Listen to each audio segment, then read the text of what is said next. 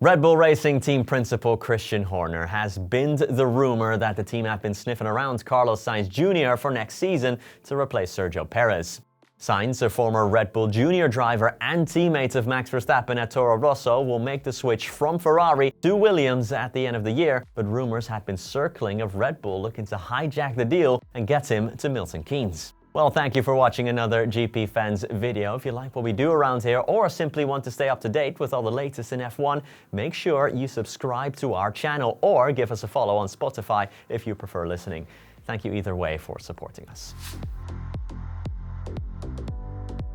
Sergio Perez is signed on for 2 more seasons at Red Bull Racing, but has been heavily rumored to be replaced after his very difficult 2024 campaign. The Mexican is currently 8th in the championship and has not finished in the top 5 of a race in over 6 months, while teammate Max Verstappen is 62 points clear at the top of the standings. Perez's struggles have given way to many drivers being linked to his seat for next year, including Liam Lawson, Franco Colapinto, and more recently, Carlos Sainz Junior. Christian Horner was seen in the Williams motorhome during the Sao Paulo Grand Prix weekend, which has strengthened the rumors, but Horner is adamant Sainz is not in Red Bull's crosshairs. Quote, "There's always plenty of speculation in the Formula 1 paddock. Carlos Sainz is going to be a Williams driver next year. He's a great driver. He had a big win in Mexico recently. I think he'll be very good for that team. Is he someone Red Bull consider? Carlos Sainz? No. Carlos is committed to Williams. He won't form part of our plans next year." Formula 1, as we know, is a results-based business. Sergio is very, very aware of that. He's not happy with how this season has gone for him, as you would expect. He's big enough and old enough and wise enough to recognize that, but our focus is very much still on the Constructors' Championship as well, and we need Sergio to be up there scoring in these last 3 races if we're to have any chance of challenging either Ferrari or McLaren, end quote.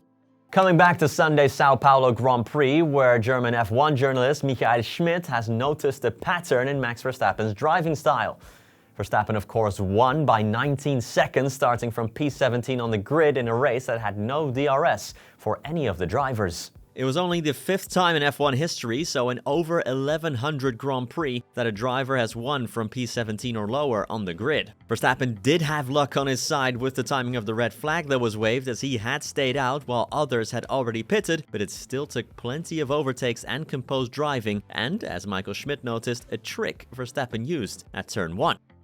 Quote, "He was the only driver who was really overtaking. The problem was that on this track in the rain, there was really only one line you could drive. In addition, of course, there was no DRS. Verstappen made most of his overtakes in the first corner. He had noticed that if you brake on the inside of the corner, you do have grip. He then had to be especially careful that his front brakes would not lock up. When overtaking, he always adjusted his brake balance in advance in a way that his front brakes would not lock up. Of course, he was also driving a car whose brakes he trusted." And finally, according to Gazzetta dello Sport, Red Bull Racing would have to pony up an eye-watering €20 million to buy out Franco Colapinto's contract at Williams. Red Bull have been heavily linked with Colapinto of late, although it is not known whether the Argentine would be stalled at VCarb or chucked into the main team straight away.